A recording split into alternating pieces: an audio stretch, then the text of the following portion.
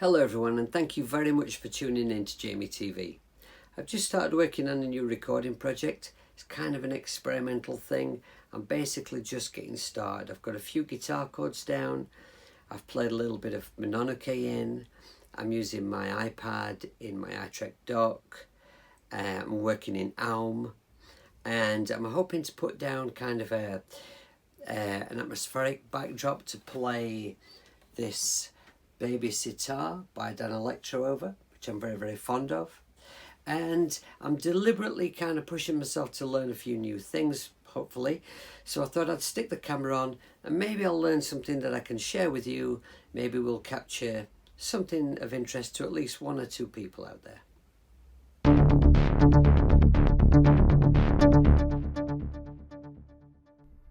Alright, now I'd like you to come and take a look at Mononoke with me because it's a fascinating and unique, interesting little app.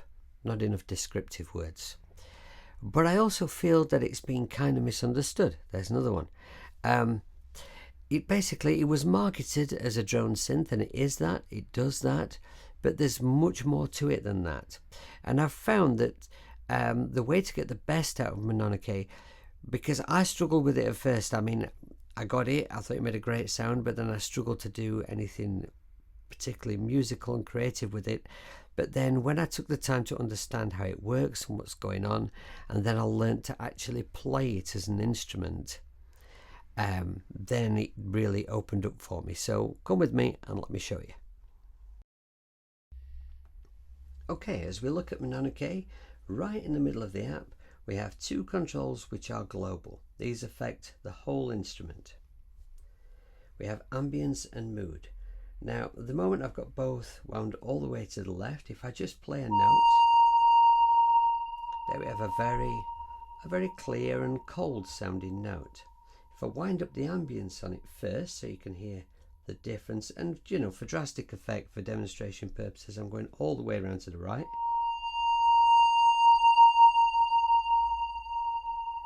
And I'm going to leave that all the way up because for this track I want as much atmosphere as possible.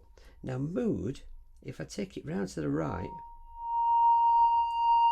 what you'll hear is that the note becomes more in your face, more abrasive, perhaps a little warmer sounding. And all the way around to the right, again for drastic demonstration purposes.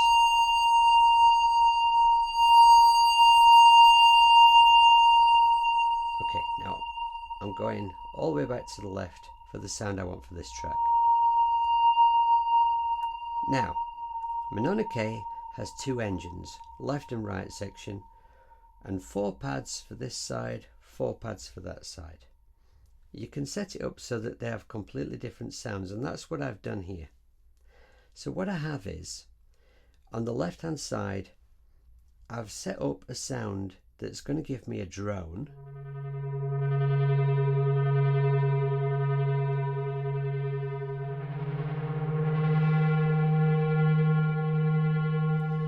And I've used these 3 feedback controls, just experimenting with the settings, because I'm a things with strings guy, I'm not a synth guy, so I'm not going to start talking about synth settings as though I really know what I'm on about. I basically arse about with controls until I find a sound I like, and then I save it, right? So this side of the engine I've arsed about with until it's given me this kind of pleasing droney sound, and the feedback controls are making the tail of each of those notes feed back into each other, and I'll give you a demonstration of what that sort of sounds like.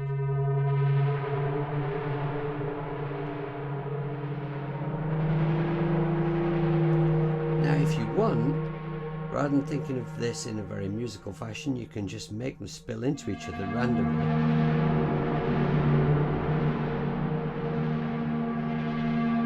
To create some great atmospheres. What I've done is, for the right hand side, for the right hand engine, I've set up a completely different, very clear sound. My idea being that maybe I can have a drone and I could play a little melody with this side. So, next thing. Yes.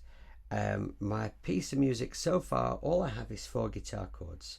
So I looked what the root note was for each of those chords, and on this side of Mononoke I used the little control above the pad here to set each of the drone notes to those root notes from the chords, so the drone can kind of follow the chords.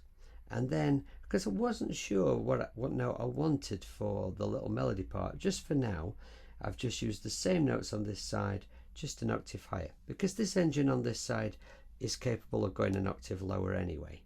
So that's the way around I set it up. Now when it comes to playing Mononoke, if I touch the pad near the bottom, I've got a low volume. If I go in straight at the top, I've got a much higher volume, and I can drag it down, swell it back up. But the really sweet thing about Mononoke that I love is, if I play a note, then move my hand to the right and up, I can bend the pitch up, and the reverse of that, left and down.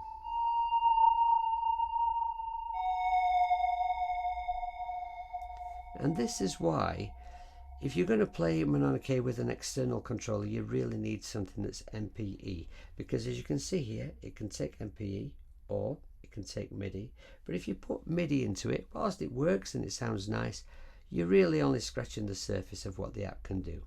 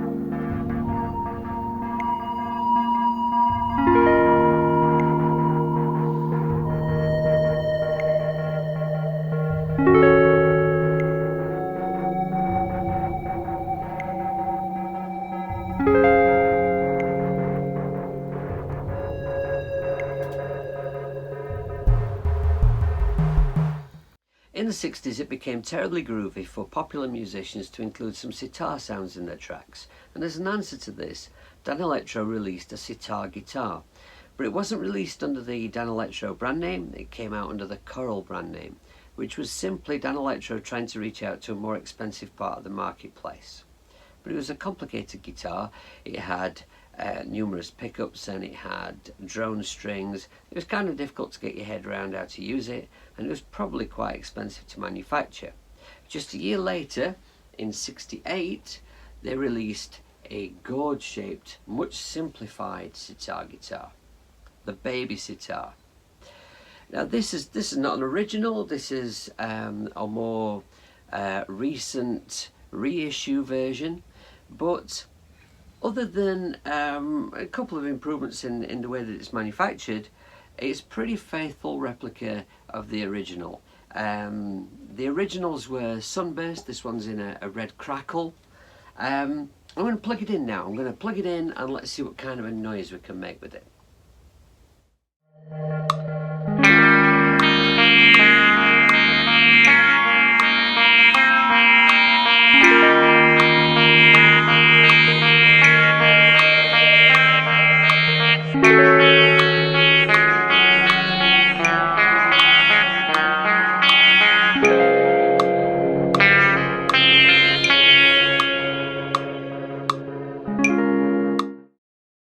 because, like some kind of pleb, I've challenged myself to try to create something experimental and quite substantial within Aum, which is a completely, whilst I think it's amazing, it's a completely alien kind of a platform for me to be using. I'm just a stupid old hippie who's very used to a traditional DAW. So I'm using multi-track to enable me to record audio within Aum in a fashion that I'm reasonably familiar with. So what I'm having to do, because multi-track, which is absolutely stunning for the price, and when you think about what you're actually doing with it, you're actually using it as a little sort of implant into another piece of software to recreate what you'd expect to see in a DAW. It's fascinatingly brilliant, but it doesn't have yet. It doesn't have multi-outs for effects. It has its own effects built within it, but if you wanted to send out to different third-party effects, you can't really do that if you've got multiple instances of audio recorded within it. So that's a little problematic. So I'm having to do everything arse about tit from what I'm used to and get all my sounds together to record in, because normally I would record my stringed instruments completely clean, and then when I come to mixing, then I would look for the ideal sounds for the track.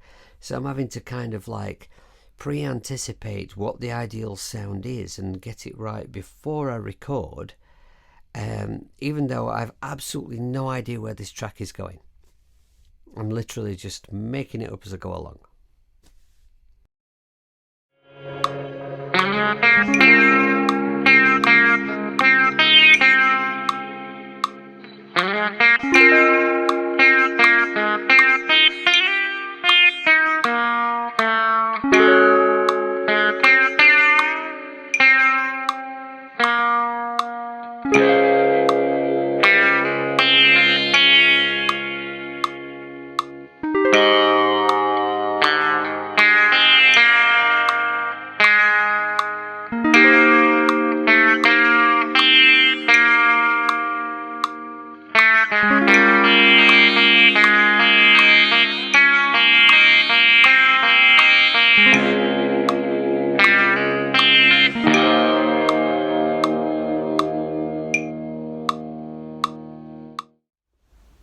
Alright, that was the first take, and I think it was okay.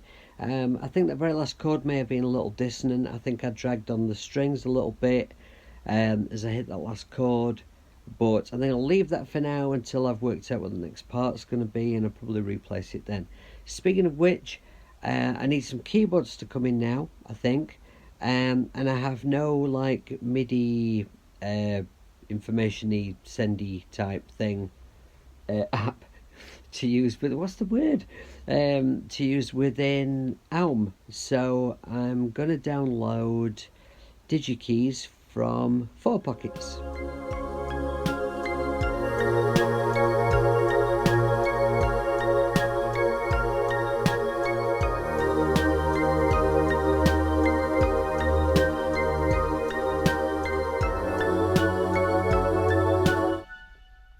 Wow, Paul at 4Pockets, you are an absolute genius. I am a complete DigiKeys noob. I've been messing around with it for just over an hour, and I've built the next section of my song. DigiKeys is capable of so much. I'm not going to go into like an in-depth assessment and explanation of everything it does. I'm just going to tell you for now that in this sort of last hour, I've pretty much completely worked out how to use it. I've built 5 patterns, and I've worked out how to put them into a song structure so they're running in sync with Aum. I'm using a couple of internal sounds, and there's a vast library of internal sounds which are fantastic sounds. They're great. I'm using a couple of them at the moment in this project, and I'm also sending MIDI information out to RuseMaker and to Cauldron. I just built a new sounding Cauldron, which I'm a bit of a noob at sound building, but I'm pretty happy with it. That was the arpeggio bit that you could hear.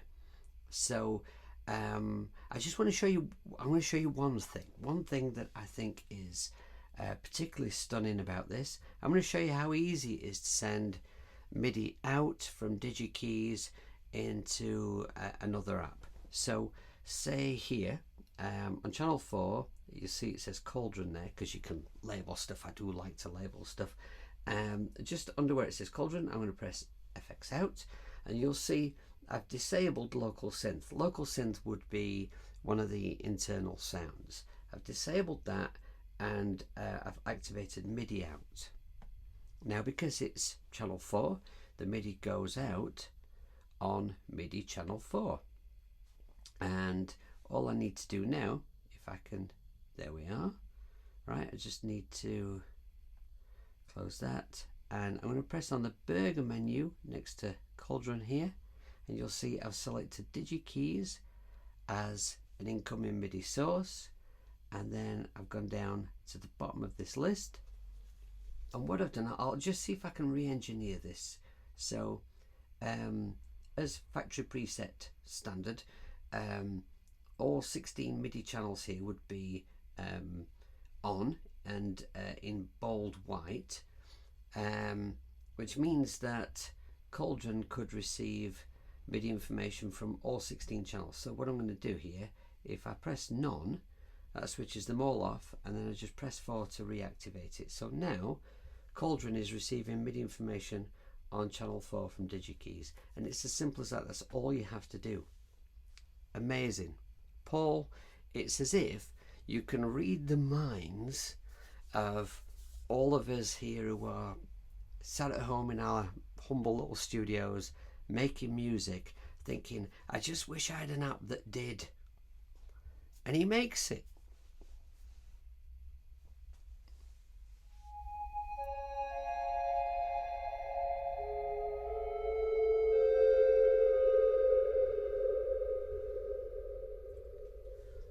When I started making this track, I had just 4 chords, and what's happened is that as I've gone along, I've introduced more chords. I believe there's now, I'm in need of 8 different root notes, but the sound that I set up in Mononoke had just 4 root notes and 4 melody notes, and I thought it was being really clever at the time. But now obviously that's not sufficient. So what I've done is I've made 2 from 1.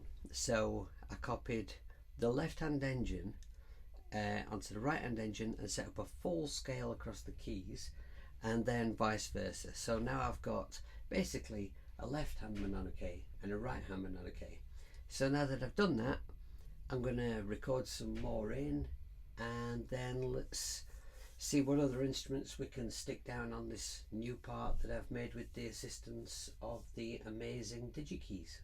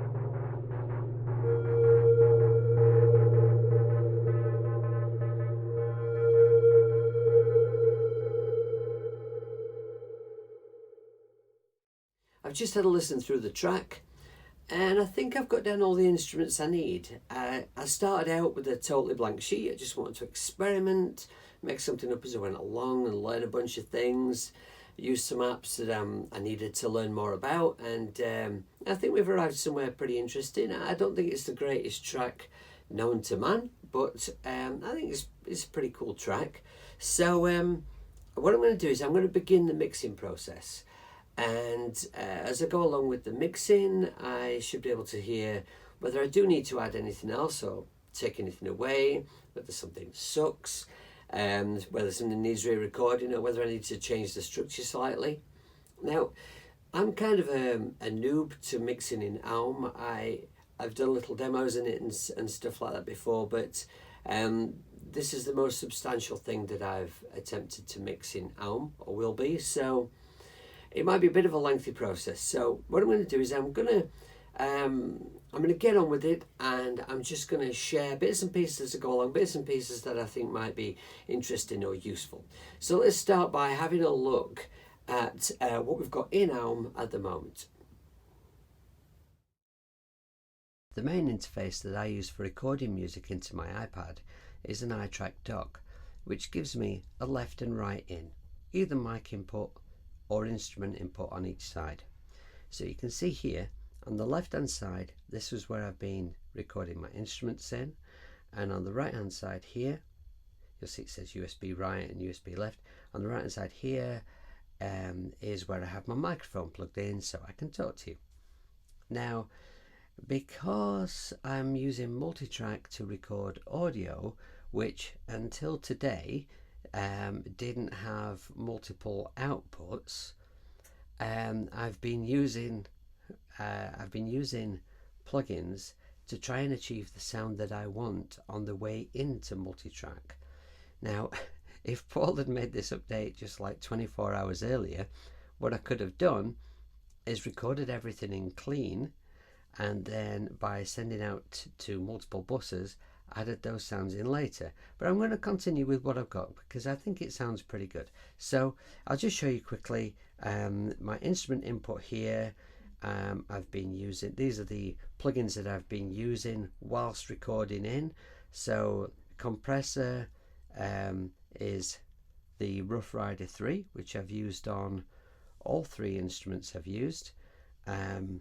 This is the bass EQ, which is absolutely phenomenal. That's from Numbrini. Also from Numbrini, I'm using Crunk to get my dirty guitar sounds. I'm using Numbrini's delay because I've got a whole bunch of different delays, but this one, it's designed for guitar and it just sounds like a great guitar delay. And of course, I'm also using some reverb from Eventide's Black Hole there.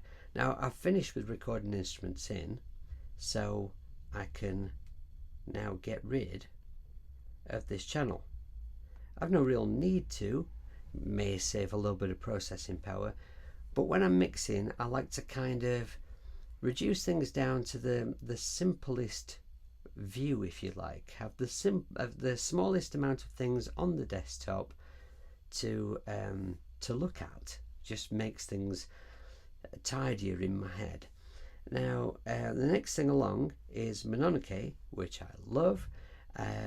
With Mononoke, I've been using Bram Bos's Perforator and Cosmonaut to affect it, and also again using some Black Hole. Now, I've recorded Mononoke, I've got everything from Mononoke that I need, so that can also now disappear. Now, actually what I should have probably just mentioned is that those two channels were routed to bus A, and bus A is coming in here. Multitrack is added as an insert, or as just added as an effect, if you like, because that's how you get the audio into multitrack. So you would have, you know, your audio coming in, say here, and if I was sending the microphone to multitrack, this would be bus A. Put bus A at the top here, into multitrack, and then multitrack will go out to bus B, which is my main left and right mix.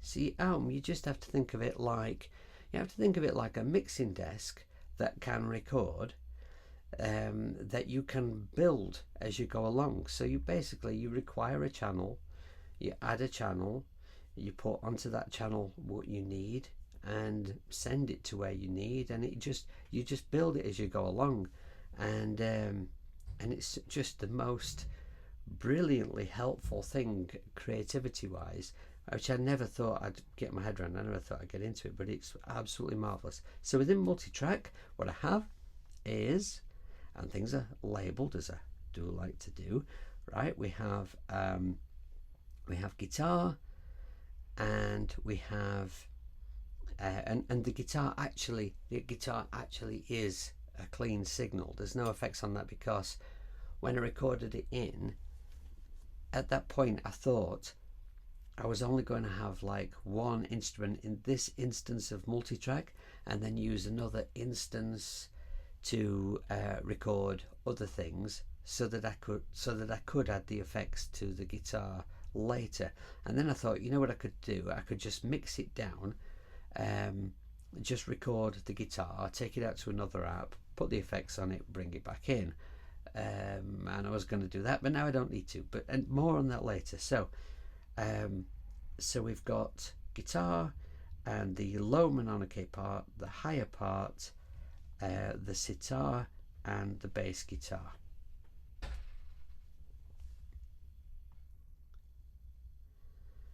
And then moving along, we have Digisticks, which is where I've got my drum pattern number 1 set up. And in DigiKeys, we have a whole bunch of things going on. So we are sending MIDI information out to Rusemaker on channel 1. On channel 2 and 3, I've got the internal choir sound, which is quite lovely. On channel 4, I'm sending MIDI information to Cauldron. On 5, I'm sending the same MIDI as channel 2 to a choir and strings sound. My idea being that I think it might sound quite nice if I send this channel more to the left, because channel 3, that's the low end of the choir sound. Accidental little press there. Right, so this choir is going to go to the left hand side, and then to the right hand side I'll send isymphonic, blend that, hopefully that will sound nice. And then on channel 6 I'm sending a little bit of MIDI out to a nice interesting little synth sound I found in the most underrated synth app you can get on the iPad. Alright then, so after DigiKeys, what I've got is the instruments that I'm sending MIDI information from DigiKeys to. So Rusemaker, Cauldron, isymphonic, DRC, and if you look at all these things at the bottom, then they are routed to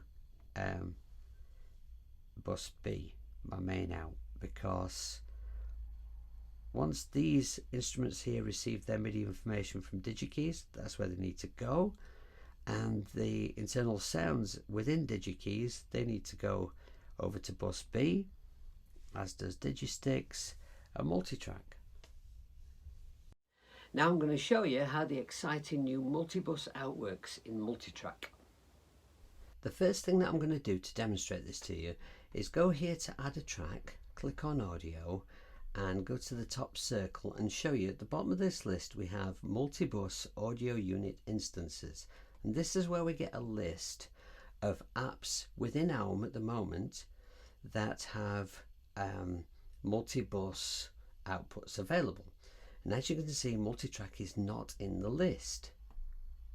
Okay, so this is the reason why. Multitrack is currently installed in Aum as like an effect input. I don't know if I'm using the correct terminology, but I think you'll know what I mean. It's not added as an instrument, but as an effect. Now I've finished recording everything into Multitrack. Basically the reason why it's here is because this is how we get audio into Multitrack. But we're finished with the recording, so I can remove that channel altogether and add a new one. In fact, I might as well use this. Come down here and add Multitrack now as an instrument. Go into Multitrack and I'll have to load up my song again, which is very interestingly still called New Project. Must do something about that. I like labeling things. Okay, now my bass is on track 5. I'm going to click Effects at the top and switch that over to Output Bus. And under track 5 here, click on Bus 2.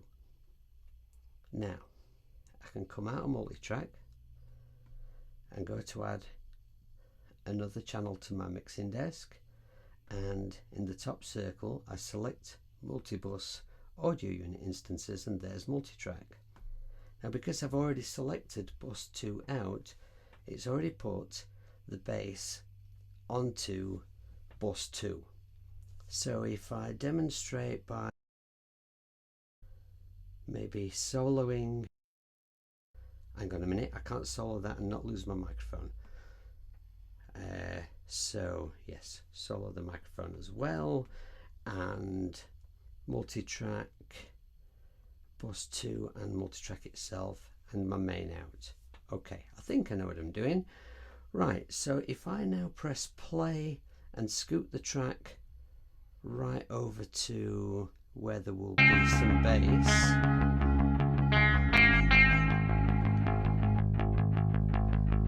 Yes, take Multitrack solo off, and here we have bass on its own output.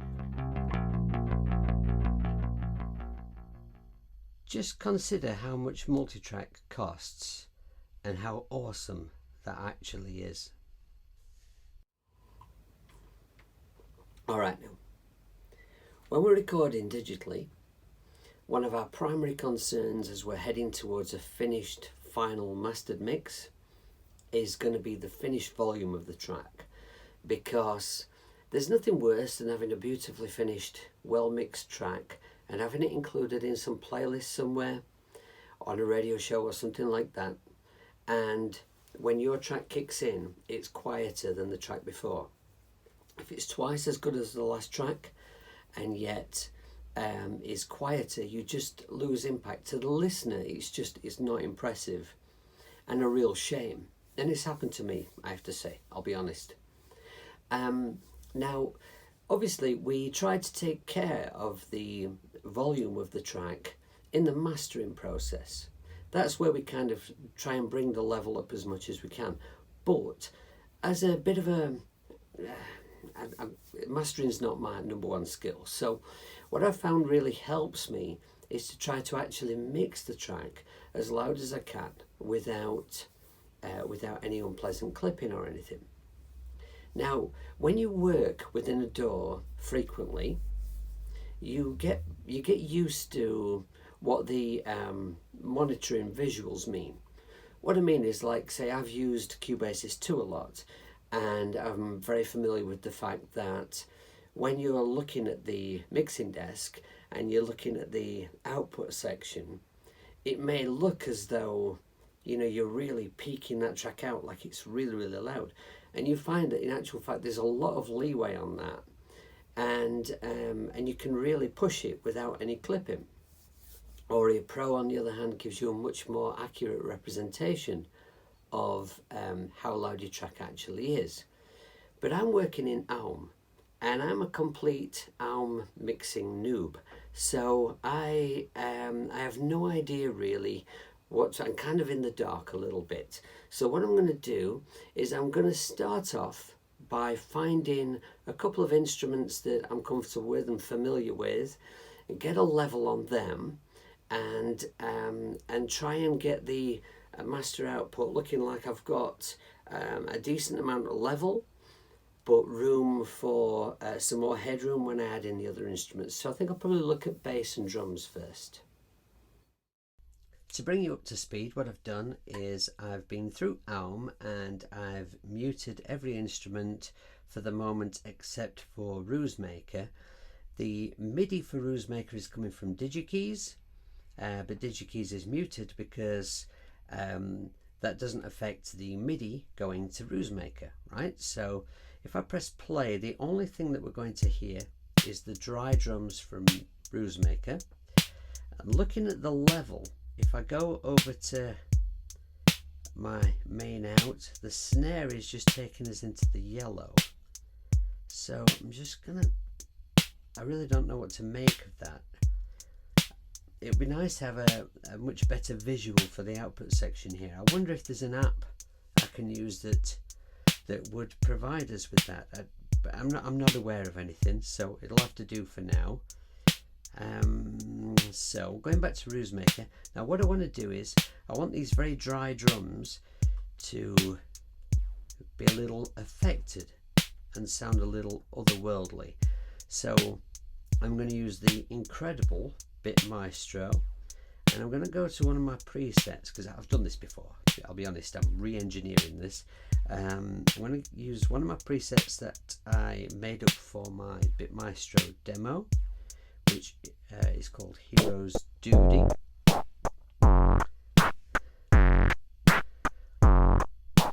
That's more affected than I want it to be. I want it to be just enough to make it sound a little otherworldly. We'll see how we go with that. And then I'm going to add zero reverb, which is a completely free reverb if you're not aware of it. And I found for certain things, especially digital drums, it sounds quite wonderful. I don't want as much as that. I'm going to set it like that for now and see how we go with it. And let's bring the bass in. Actually, let's just have a look how that's affected the level. You know what else would be really cool in Aum would be a better transport bar. Yeah, so the level still appears the same. It sounds louder to me. Unmute the bass.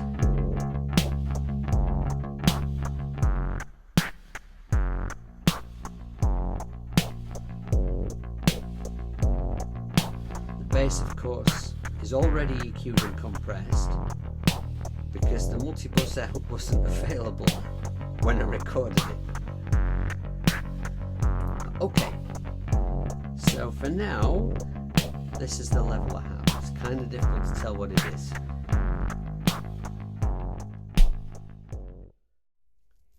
I'm very conscious at this point that having used bass and drums to start giving me some kind of idea of level to mix to, they don't actually kick in well halfway through the track. And, you know, just kind of thinking through things logically, I'm wanting to get to the beginning of the track and start making that sound cool. So so what I think I'll do is the lower Mononoke part plays pretty much all the way through the track. So if at this point here, halfway through the track, I bring in the Mononoke, get a level on that, and then go to the beginning of the track, maybe that will work to give me some kind of balance. So into multi-track, that's track 2.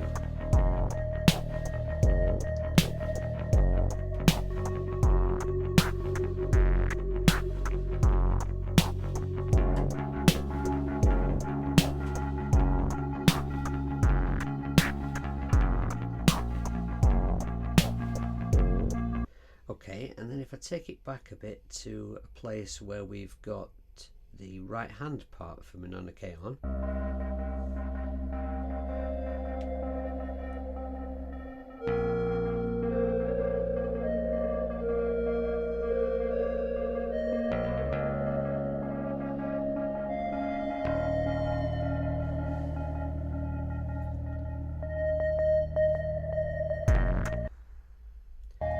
Maybe look at perhaps separating these with some panning.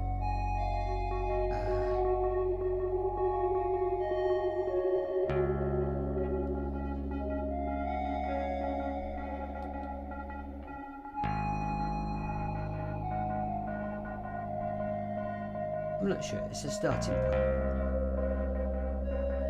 Right, now, okay, so now we can visit the beginning of the track.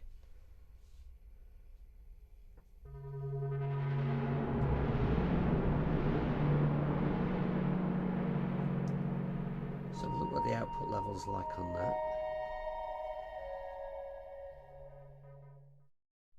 The next thing I'm going to introduce to the track is Digisticks.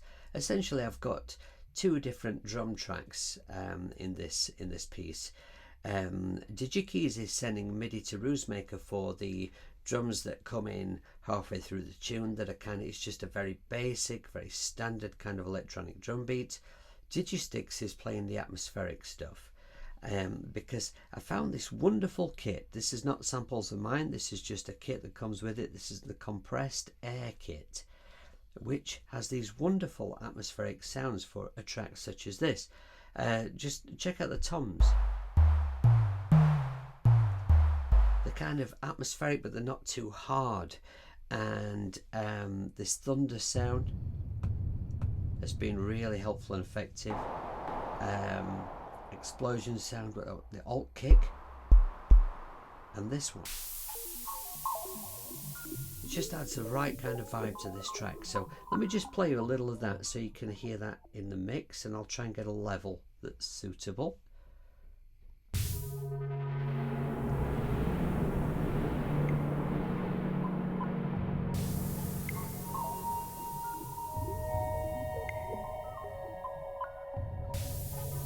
Just to be in the background, just more atmospherics.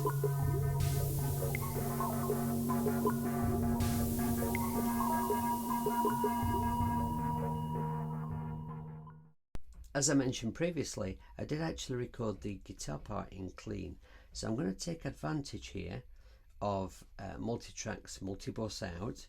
So guitar is on track 1, so I'm going to go here and send it to bus 3.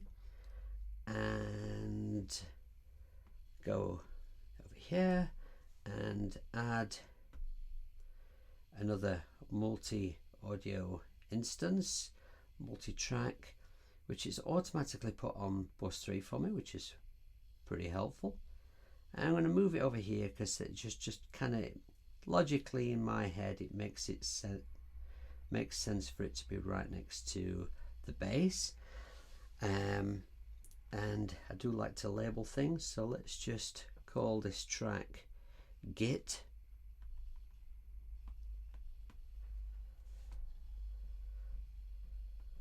Okay, and it's going to go to mix bus B. Right, okay, so now we should have, if I press play, guitar coming through on this track.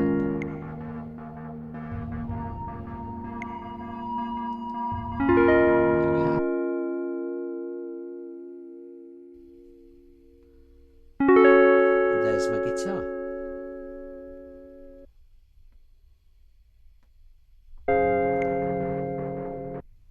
Right, now what I want to do with this track, with this guitar track, is add the black hole sound that I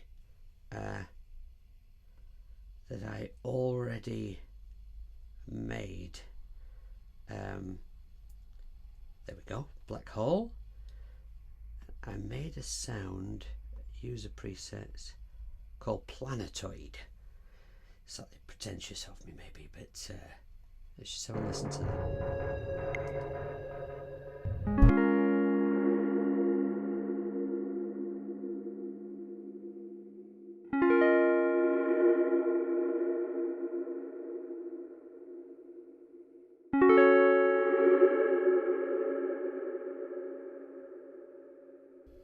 I think it sounds wonderful, but there's a bit much of it there.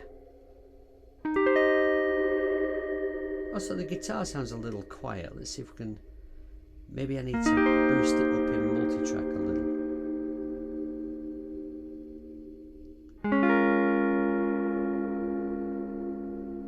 I guess I can take this fade out here. It still sounds like rather a lot.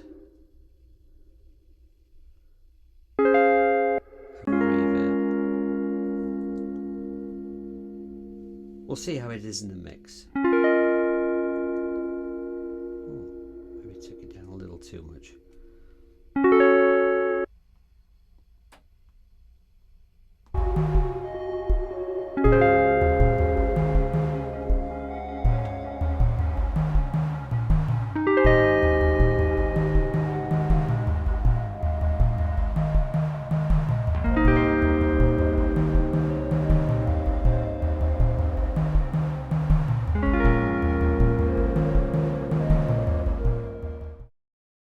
Next up is to start bringing in some of those sounds that DigiKeys is playing. I'm going to bring in the ooh sounds. Let's just have a quick look within DigiKeys, because I'm using two internal sounds. No, I'm not. I'm using one internal sound on two tracks. That's right. So here on track 2, I'm using, let me just show you which sound it is. The ooh pad, which sounds lovely. It's sort of just a nice sort of atmospheric choir kind of a sound. And I have this one panned a little to the left, as you can see.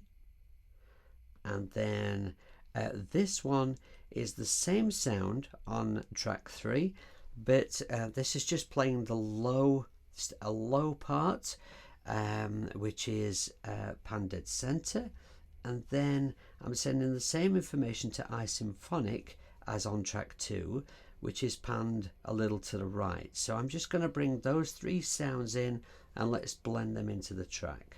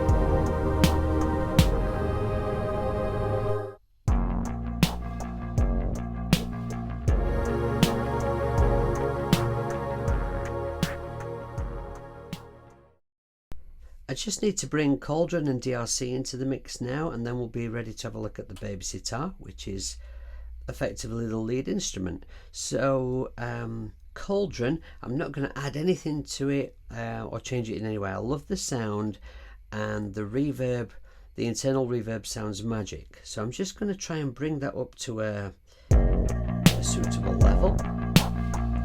Sounds so nice, it's tempting to put it too loud really.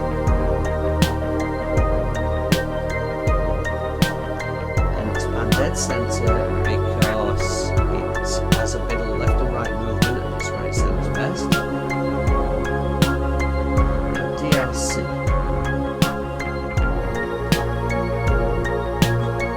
I'm just going to remember to solo my microphone before I solo DRC so that you can still hear me wobbling on about it.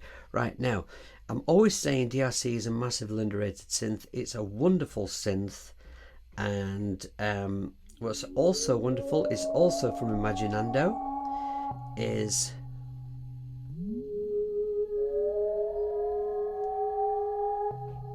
I've missed it. K7D.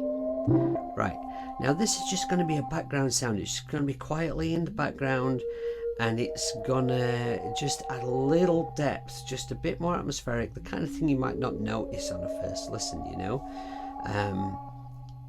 I want to add a particular sound to it, which sounded wonderful when I was messing about with it before. Now, where is it? Where is it? Where is it? Where is it?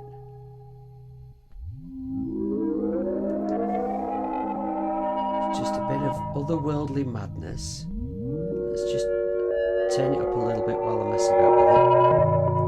Right, now make it a little drier than that.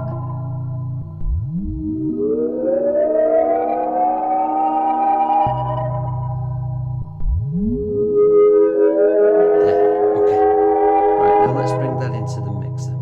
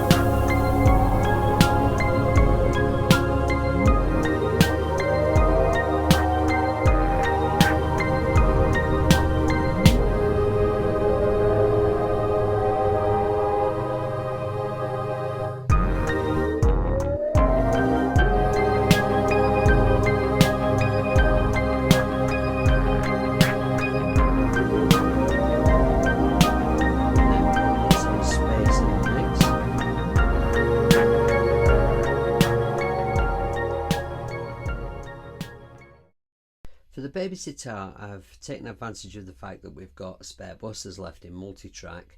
It's on track 4 there, and as you can see, I've sent it out to bus 4. No real need because the Baby Sitar is pre-affected, but it's just nice, as soon as I have a spare bus, to have a nice big long fader to play with. It just feels nicer to work with than the small fader within multi-track, although they do work perfectly well, but it's just a little bit less fiddly and it's nice. So I've got the sitar coming through now, so I'll just play a little bit of that. Now, whilst talking to you just now, I've realised something. Now, can I just say, I did say I was a total noob at mixing in Elm, and I've just noticed something. I'm looking at this thinking, how does this really tell me what kind of a level I have? And I've got a bus 2 meter at the top, a bus B meter at the top, and as you can see, that would seem to indicate that I have quite a bit of headroom left. And you know, I was kind of thinking, you know, the whole thing just sounded a little quiet. My headphone level is turned up fairly high. And that would be why, so yeah, what a wazzock.